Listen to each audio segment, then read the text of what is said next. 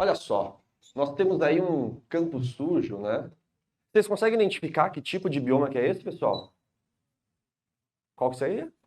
Cerrado. Perfeito, né? Nós estamos observando aqui árvores de pequeno porte, meio espalhadas, né, umas das outras. Uma vegetação mais rasteira, né? Nós temos aqui muitos arbustos espalhados nesse local, assim como também uma vegetação que nós chamamos de herbácea, ok? Beleza? O que é uma vegetação herbácea? É uma vegetação rasteira, composta especialmente por espécies de plantas classificadas como gramíneas. Capim, grama, tudo bem? Beleza? O mal de toda é a classificação, né? Uma complexidade. Ah, mas uma floresta não é complexa? Sim, dentro da sua caracterização específica. Ele falou em herbácea, que é campos, certo? Arbustiva e árvores. Você tem uma mistura muito grande, né? A Unesp gosta muito desse tipo de questão sobre a parte do cerrado. Você entendeu? Uma coisa interessante você observar, você tem cerrado em quase todo o território brasileiro ou trecho de cerrado. A única exceção é o sul do Brasil. Voltando um pouquinho, e aí tem uma questão interessante. No extremo norte do Brasil, tá? Extremo norte de Roraima, presta atenção, isso é sério, tá? Por causa da altitude, quando eu falei para vocês o Planalto Meridional, Planalto das Guianas, perdão, não é? Chega a ser uma área de transição. Ali não é floresta por causa da altitude. Na região norte do Brasil tem trechos. Alguns autores chamam de clima tropical. Eu estou na região equatorial. Alguns autores chamam de cerrado. Só para vocês terem uma ideia, no extremo norte do Brasil tem produção de soja, tem produção de pecuária. Você entendeu? E é muito louco isso, cara. Isso é muito louco. São um tipo de questões muito difíceis de acontecerem. Quando acontece, talvez não é assim. É duro falar desse jeito. Para você não se preocupar, porque na maioria, a maioria erra essa questão. Se você acerta, nossa, você ganhou um ponto monstruoso. Né? Quando pensa em distratores, aquelas coisas todas do vestibular. Então, eu tenho o Cerrado no estado de São Paulo. O Cerrado de Minas Gerais já foi detonado há tempos, por uma série de situações. Não é só o agronegócio, viu, gente? Carvoarias. Na realidade, ele podia dar a aula inteira hoje só sobre o Cerrado. Ele merece só. Ia ser lindo. A FUVEST já utilizou essa figura algumas vezes.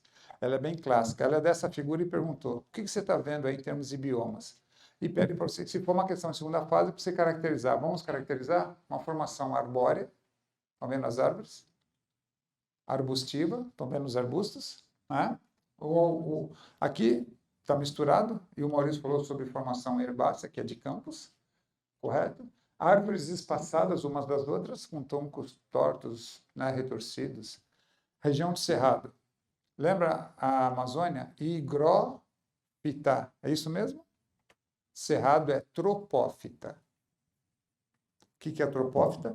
Se a higrófita ou a higrófila é aquela que está em condições de umidade o tempo todo, a tropófita é aquela que você tem duas estações definidas. Verão chuvoso, inverno seco. Para vocês terem uma noção, a região do Cerrado, especialmente a parte central do Brasil, nós vamos encontrar um ciclo de chuvas durante o ano forte, em torno de 4 meses, aproximadamente, e, portanto, de 5 a 7 meses de estiagens. E aí muda toda a caracterização e aquelas histórias que você tem, né, dessa coisa sazonal que se encontra aqui. Né? O Cerrado tem uma vegetação muito própria, e aí que o Maurício vai daqui a pouco falar, mesmo sabendo que o solo do Cerrado é muito pobre, é um solo ácido, um solo extremamente ácido. Se você pegar um tempo atrás, muito pouco tempo no sentido histórico, se você plantar cana, não crescia no Cerrado. Se você plantar soja, jamais, até porque soja é uma planta de clima temperado, certo? E o Cerrado hoje é um dos principais pontos do agronegócio do planeta Terra. O que levou a essa condição? A um conhecimento, a evolução do meio técnico, e aí aquela coisa do que é a chamada Revolução Verde, que chega ao Brasil O cerrado de uma área é sempre muito vazia. E aí houve, então, por causa disso tudo, uma grande movimentação de pessoas. Tá? O cerrado sempre foi muito vazio, essa região do Planalto Central. E aí as pessoas começaram a ir para lá. Né? Lógico que a construção de Brasília foi fundamental também, porque você cria capital quase que no centro do Brasil, você vai criar estradas, você vai criar circulação de pessoas, então você vai ocupar. E isso estimula uma série de outras atividades, e é aquele bioma vai sofrer. Então, concomitantemente à criação de Brasília, aparece a Revolução Verde, que é essa modificação genética como um todo. E tem uma outra coisa, e aí é complexo pra caramba, e a gente não tem muito tempo para discutir. Olha que loucura. Guarda isso, pergunta depois, se vocês quiserem, em aulas depois de população, a gente retoma direitinho. No mesmo tempo está rolando, já no mesmo tempo, um pouco antes, está rolando uma grande concentração fundiária no Sul. O Sul nunca foi área de monocultura. O Sul sempre foi uma área de policultura pelas características daqueles que ali ocuparam, que são os europeus, que vieram de suas terras tá, com conhecimento de plantio. E essa é uma característica muito linda e positiva que ainda perdura em parte do Sul. Santa Catarina é possivelmente o estado do Brasil com a menor concentração fundiária.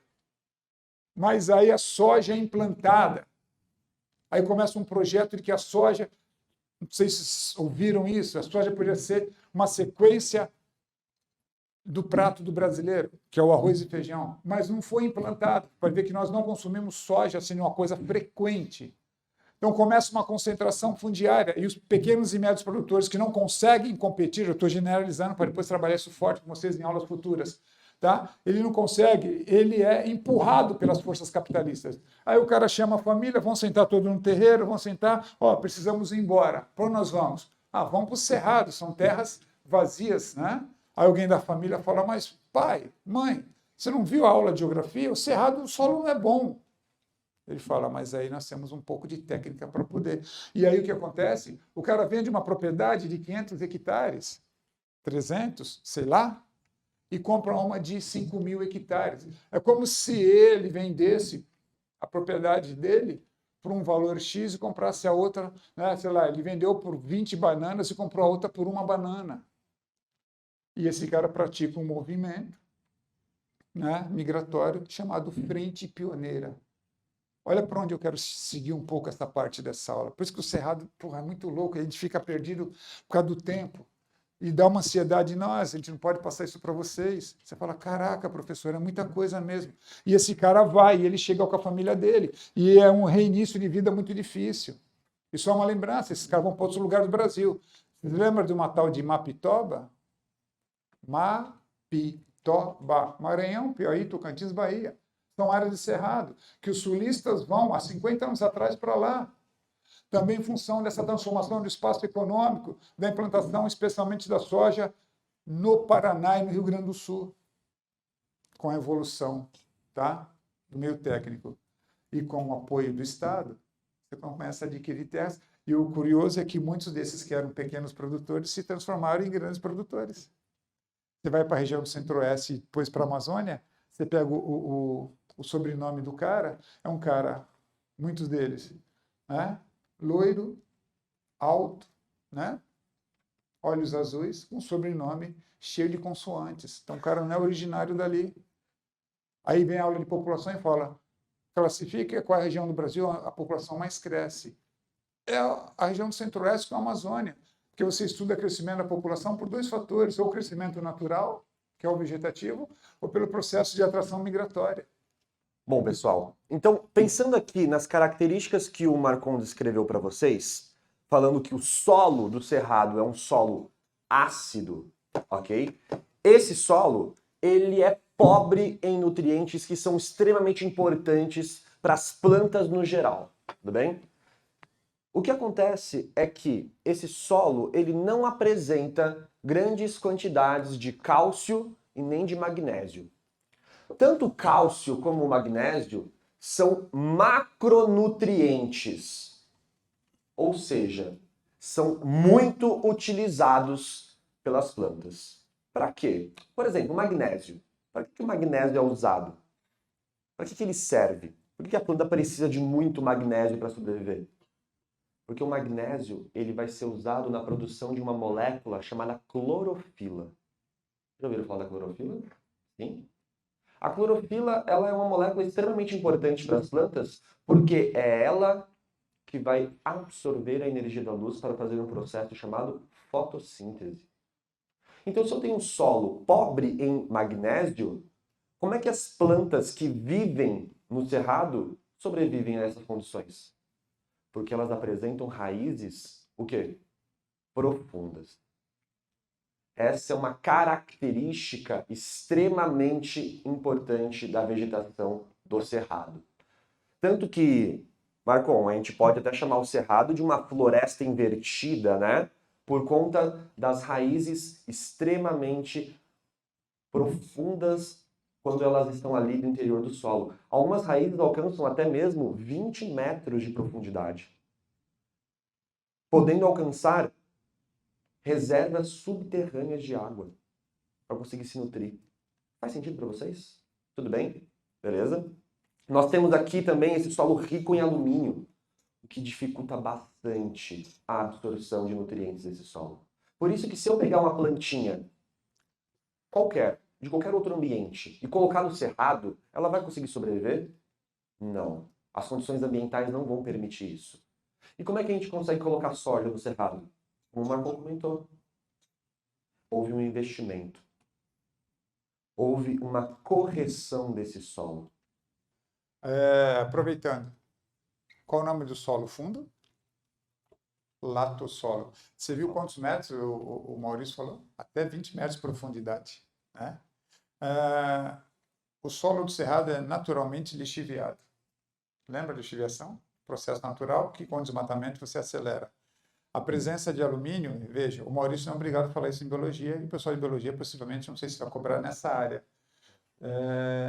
Chama-se, a presença de alumínio, é hidróxido de alumínio, né, de ferro, leva ao processo de laterização. O que é a laterização? Concentração de lateritas. Então, se eu não cessar o desmatamento, né, eu vou ter o aumento da lixiviação, que é a lavagem do solo pela água da chuva, e, portanto, vem em sequência a laterização. Minerais pobres e, portanto, né, sem condições de produção para o solo, e quando vier novamente a estação de chuva, aquele solo vai rasgar, formando grandes vossorocas, grandes processos erosivos. Cerrado está indo embora. Tá? Lembrando que a maior parte dele é do Planalto Central, que é, lembra? A caixa d'água do território brasileiro. Nunca esqueçam dessa expressão, porque ali você tem as áreas das chapadas de absorção de água, não é? E dali você tem as nascentes, os olhos d'água que vão abastecer, conforme a declividade de cada ponto do cerrado, as bacias hidrográficas do Brasil. E quando vocês trabalharem em recursos hidrográficos do Brasil, a gente vai rever as principais bacias que estão circundando ou são circundadas pela área de cerrado. Pessoal, lembra que eu comentei com vocês aqui que na floresta amazônica não acontecem queimadas naturais? No cerrado é diferente. No cerrado, nas estações de seca, nós temos queimadas periódicas acontecendo. Mas, professor, essas queimadas, elas prejudicam a vegetação? Claro, pode acabar matando ali uma planta ou outra, mas elas também estão adaptadas a essa situação, a essa condição, tá? Como assim? Por exemplo, a vegetação aqui que nós encontramos no cerrado é uma vegetação extremamente complexa, heterogênea, né? Com raízes profundas, como eu comentei com vocês, tendo troncos das árvores tortuosos e retorcidos. Nós encontramos também uma cutícula espessa revestindo o tronco dessas árvores. Essa cutícula, ela é feita de um material chamado suber, ok? Esse material, pessoal, ele é extremamente importante aqui para a manutenção dessas plantas sobre essas condições. Por quê? Porque a suber age como um tipo de isolante térmico, protegendo os tecidos internos dessas plantas. Sabe onde encontramos a suber? Na rolha do vinho, da garrafa de vinho. Aquilo ali é suber. A gente chama de cortiça também. Beleza. Então nós temos toda uma adaptação dessas plantas a essas condições ambientais. Cuidado. Essas queimadas naturais que acontecem na região do Cerrado, elas são muito menos intensas em comparação às queimadas provocadas pelo ser humano. Beleza? Tudo certo? Outra característica dessa vegetação, pessoal, nós temos folhas que são chamadas de folhas coriáceas. Folhas com um aspecto de couro, como se elas fossem feitas de couro. Isso se dá pela grande deposição de uma cutícula que vai minimizar a perda de água para o ambiente nas estações de seca. Beleza. Queridos, nós temos aqui essa região tendo uma vegetação muito diversa. Inclusive, uma curiosidade. Existem árvores, literalmente árvores, que são subterrâneas. Existem gêneros de árvores que estão embaixo do solo. E quando eu falo literalmente, não estou falando das raízes agora nesse caso. Estou falando realmente da árvore, do caule, caules subterrâneos. Que após essas queimadas, o que acontece? Eu tenho ali uma retomada dessa vegetação a partir dessa parte subterrânea das plantas. Tudo bem? Beleza? O pasto do Cerrado hoje é tudo pasto cultivado, plantado, inclusive até com capim vindo de fora. Então foi um processo da genética, de conhecimento e de adaptação. Nós tínhamos pecuária no Cerrado? Tínhamos. O Maurício falou uma hora ali de campos sujos. Essa região do Cerrado é chamada de campos sujos nas provas de geografia, porque você tem ali um solo muito pobre e um pasto que ele não é sequencial, ele é ralo, você entendeu? Então você tem uma produtividade na pecuária que é baixa. Carne dura, pecuária leiteira, nem pensar. Tudo bem? A caatinga é maravilhosa, eu sou apaixonado por ela. A caatinga é de alta biodiversidade. E é engraçado, a gente não está acostumado a ouvir essa expressão, né? E outra expressão que a gente não tem o costume de ouvir é que a caatinga está sendo devastada. Olha que engraçado. Você usa sempre a expressão de que a devastação está acontecendo basicamente nessas florestas. E aí está acontecendo um problema seríssimo, perdendo uma série de situações, especialmente da vida animal que nós temos ali. E uma consequência que nós teremos nesse sentido é que a Unicamp até fez uma questão bacana um tempo atrás, vocês eram bem pequenininhos ainda, tá? Que estava falando sobre que essa região hoje, pelo alto nível de devastação, ela vai encontrar, a Unicamp falou que essa região tem um maior potencial de evaporação do que de precipitação. Vou repetir. O potencial de chuva é inferior ao potencial de evaporação. Se eu desmato essa pouca vegetação, de certa forma, vamos pensar assim, cada vez mais, quando chegar um ciclo qualquer de chuva, o potencial de evaporação é muito rápido. O que vai ficar sobre o solo? Os sais minerais. E a cada ciclo isso vai aumentando. Já viram aquelas fotos do solo todo rachado da Caatinga? É uma concentração excessiva de sal, então o que leva à salinização. E esse é um dos processos que estão levando a uma única parte do Brasil, que é chamado de desertificação. Isso é conhecido muito numa parte do sertão do Piauí, especialmente. E alguém tinha falado de mudança, né, de a região aqui da Amazônia, desse deserto. O Piauí já foi uma floresta tropical e hoje não é mais. E dentro dessas efemérides, ontem, por exemplo, coincidentemente foi o dia da Caatinga. Lógico que isso é uma coisa de que alguém cria. Ah, hoje é o dia disso, hoje é o dia daquilo, né? Mas a Caatinga é uma espécie endêmica. A nossa formação de Caatinga, ela é única no mundo. É muito um louco, bioma exclusivamente brasileiro. Exclusivamente. Então, você tem aves que só tem ali, o tipo de vida e tudo mais, né? E dentro dessa consideração social, econômica, histórica, eu uso sempre uma frase de que o problema do sertão nordestino, e eu vou falar especialmente da região da Caatinga, porque a palavra sertão significa interior.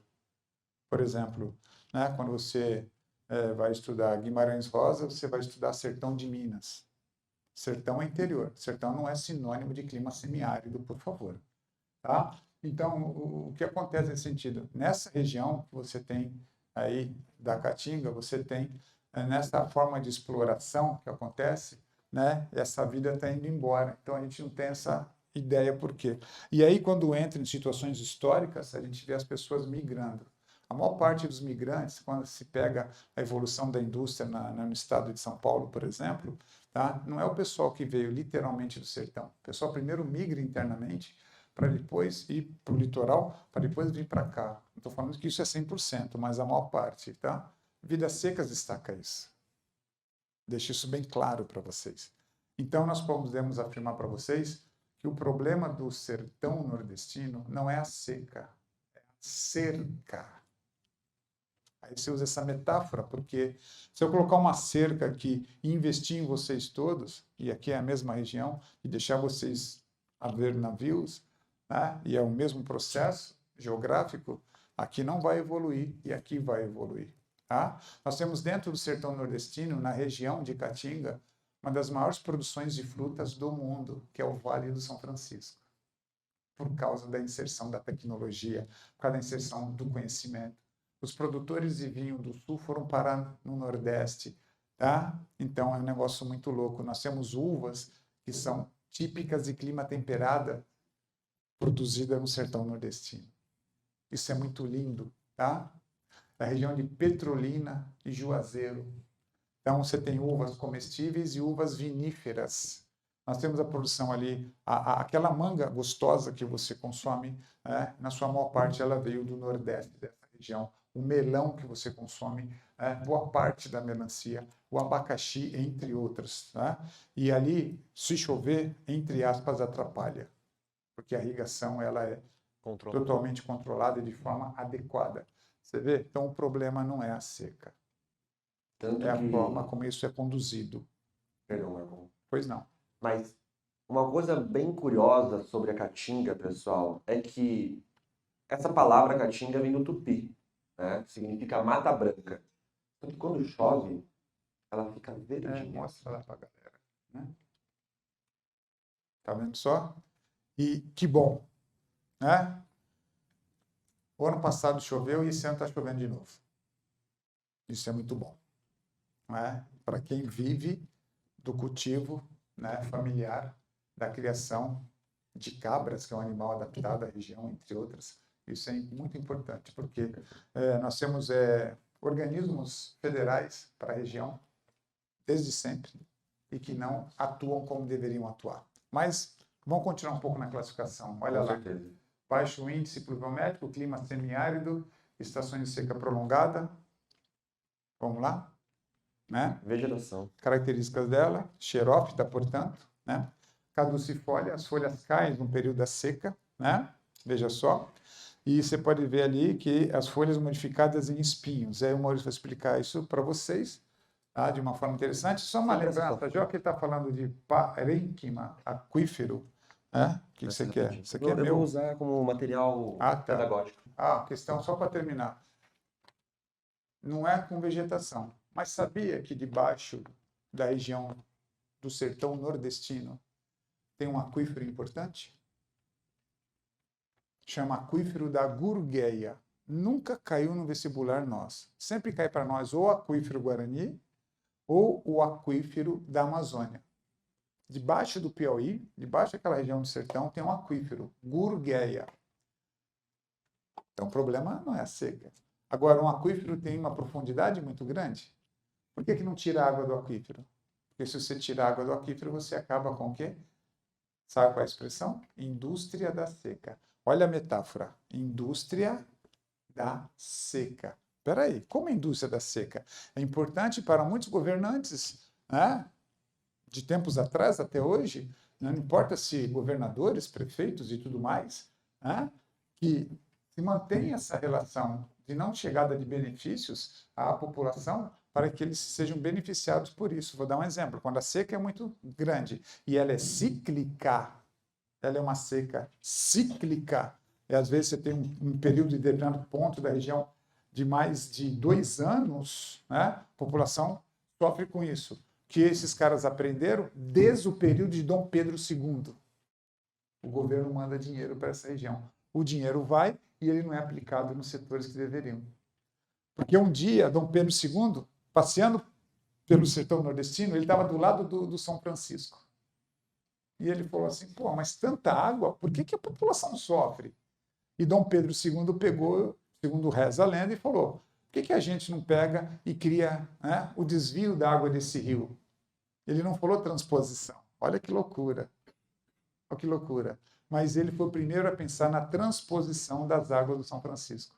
E aí reza a lenda de que ele falou: estou voltando para o rio, onde ficava a família real, em Petrópolis, lá aquela região, e ele disse, segundo reza a lenda, estou deixando bem claro, entendeu?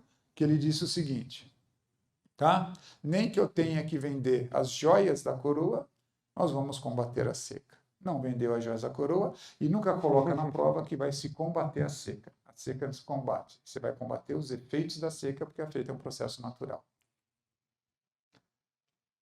Interpretou? Entendeu? Tá? E nesse ambiente extremamente seco, pessoal, a vegetação ela apresenta adaptações para isso. Exemplo, elas perdem as suas folhas nessas épocas de seca, quando não chove. Para quê? Qual que é o intuito? Perder menos água durante o processo de transpiração. É mais vantajoso para essas plantas perderem as suas folhas, que é uma estrutura vegetal extremamente importante para a fotossíntese, etc., ao invés de continuar perdendo água para o ambiente. Né? Outra característica interessante é que as folhas elas se modificam em espinhos. Nós temos plantas que apresentam essa adaptação. Como assim? Pensa o seguinte, pensa que essa folha... Olha, o Marcão escreveu aqui, ó. O mal é mó legal. Caralho, Marcão, obrigado. De verdade, valeu.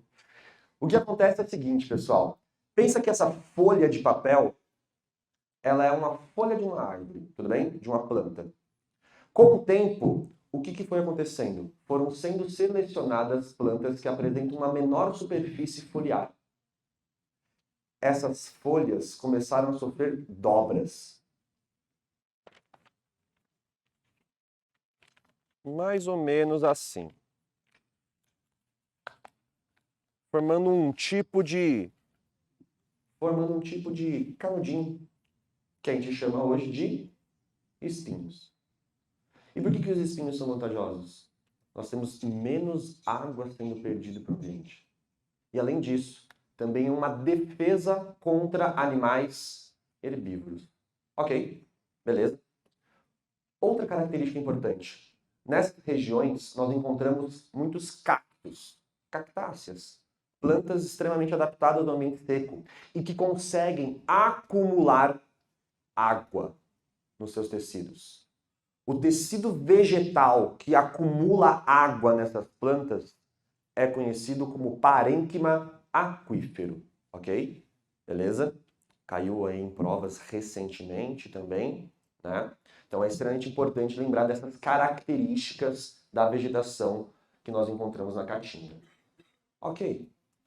Aí é um vídeo para ilustrar um pouco a aula e pensar um pouco nas caracterizações. Essa canção, Súplica Cearense, né, a sua composição tem quase 100 anos, é uma oração, você percebeu? Depois você vem a ouvi-la com mais carinho, de que o cara está se penitenciando porque você não pôde rezar direito. Olha que beleza, e isso é o sertão nordestino, olha lá. Isso é a região entre Bahia e Alagoas. E essa figura que vocês estão vendo, ela está submersa hoje. Porque aí eles construíram uma hidrelétrica. E ela está falando de várias nascentes na Caatinga. A Caatinga tem áreas verdes, não só na época da chuva. A Caatinga tem também uma porque aqui você tem um grande grau de evaporação. Eles chamam essa região do Nordeste de brejo. Olha só, brejo é uma característica que nós usamos aqui, porque sempre tem áreas úmidas. E essa parte que você está citando está aqui, ó. Olha o volume de água do São Francisco. Hoje ele não tem nem mais 40% disso. Bom, como nós estamos falando aqui de uma formação costeira, né, pessoal? Nós vamos encontrar aqui o manguezal em vários pontos no litoral brasileiro, tá? Então, o manguezal é um tipo de formação extremamente interessante em vários pontos de vista diferentes. Num ponto de vista ecológico, de conservação ambiental, num ponto de vista de biodiversidade, ok? Nós encontramos aqui nessa região um solo rico em matéria orgânica, tá? Esse solo, ele acaba sendo lodoso e também salobro. O que significa ele ser salobro? Que tem uma grande concentração de sais. Isso por conta justamente do contato da água do mar. Tudo bem? O manguezal, pessoal, apresenta um solo que é pobre em oxigênio. Por quê? Por conta da grande quantidade de matéria orgânica que nós vamos encontrar nesse solo, nós temos uma decomposição aceleradíssima que acaba consumindo esse oxigênio, ok? E isso resulta em uma vegetação extremamente adaptada a essas condições. Nós podemos pensar aqui, pessoal, numa vegetação que apresentará um tipo de raiz que nós conhecemos como raiz escoras, ok? Essas raízes escoras, elas servem para quê? Para a sustentação da planta nesse ambiente lodoso, ok? Tá? Além disso, nós temos outro tipo de adaptação, como é o caso das raízes conhecidas como pneumatófaros. Para que servem esses pneumatófaros? Na extremidade dessas raízes, nós encontramos pequenos orifícios, chamados de pneumatódios. Esses pequenos orifícios possibilitam a absorção de oxigênio pelas raízes dessas plantas. Algo que não tem no solo, não está disponível ali. Então, ao longo de milhares de anos de evolução, apenas as plantas que apresentaram essa característica conseguiam se manter, sobreviver nesse ambiente. Aquelas que não apresentavam essa característica foram o quê? Removidas dali. Ok? Tá? Aqui, pessoal, nós encontramos no manguezal um grande berçário da vida marinha. Muitas espécies de animais acabam migrando para aquela região periodicamente para se reproduzir. Tá? Então, a manutenção e a conservação desse bioma não está só relacionado à diversidade de espécies que vivem no ecossistema terrestre, mas também de espécies que vivem no ambiente aquático marinho. Beleza, tudo certo. E que infelizmente hoje, né, Marcon, vem sofrendo um grande impacto, né? Finalizando aí, pelo menos as partes vitais dessa parte da área do mangue, é só lembrar da ocupação. A região mais povoada do Brasil é justamente a faixa litorânea, por um processo histórico e econômico. Isso está claro para vocês. E o grande processo de urbanização. Tem um lugar que é muito típico disso, que é o município de Recife. Recife é uma cidade que foi criada sobre o mangue. Você já ouviu falar que Recife é a Veneza brasileira? São vários canais, você tem rios que desaguam ali. Né? E se você for para Recife e estiver passeando ali entre o Recife urbano e o Recife antigo, que eles chamam, que é uma área muito cultural, muitos bares, shows e tudo mais. Você atravessa as pontes e você vê o caranguejo teimoso, querendo sobreviver em meio a toda essa poluição como um todo. Então, e por um tempo, né, e por ser mais velho que o mal em termos de vestibulares, inclusive, a FUVEST, por muito tempo, eu fiz uma análise meio superficial, era um dos biomas que a FUVEST mais gostava de perguntar, porque é um dos biomas também muito ameaçado em função da sua localização e a questão histórica. Mas não é só no Brasil, todas as áreas costeiras. Os mangues, por exemplo, do Sudeste Asiático, estão detonados de grande poluição, né? Porque o mangue é uma área de muita energia. Muita energia. Você tem a sobrevivência e a reprodução, quando ele fala de berçário, de espécies que vêm do alto mar para o mangue. É uma área muito calma para a reprodução. Inclusive, né, avança aquela figura para nós, para quase terminar, por favor. Aqui, ó, né, olha só a calma. Não te dá um sentido de calma? Olha que gostoso. Olha lá. Que bonitinho. Né? A maré está baixa. A ave só está esperando qual peixe que ela quer para pegar. Tem um caranguejinho ali exposto, porque a maré está baixa, então ele pode ser onde vai para a toca. E essa formação vegetal, que é uma transição, se for no Brasil, entre a Mata Atlântica com essa, né, divisão. Então, você tem uma diferença de evolução, assim que eu digo, porque elas vão se adaptando, entre aspas, tá certo? Então, ali é um lugar muito interessante para a criação natural de ninhos e aves, porque eles ficam longe dos predadores. O mangue é fantástico, o mangue é um bioma muito doido mesmo. Então, para finalizar, tem uma música, e essa eu quero que vocês coloquem, eu já fui cobrado no vestibular por diversas vezes. Chico Science, não sei se vocês conhecem, né? Infelizmente já morreu, é de um grupo Chico Sainz e Nação Zumbi. E a canção chama-se Manguetal. Ouça, ou veja a letra dela, porque ela já foi usada, porque ele faz um trabalho de que ele está vivendo com os caranguejos e os urubus estão junto e ele está vivendo no lixo. Então ele fazendo uma crítica ao processo de ocupação, ao processo de urbanização que tem na região. Primeiro quero agradecer a toda a estrutura do Poliedro por isso, e toda a equipe maravilhosa que nós temos. Maravilhoso. Né? De verdade mesmo, de verdade. Agradecer ao Espaço do Mar ter cedido para nós, agradecer vocês, e agradecer o Mal. De verdade, o cara é demais. Obrigado por tudo, viu? Gente, obrigado, de verdade.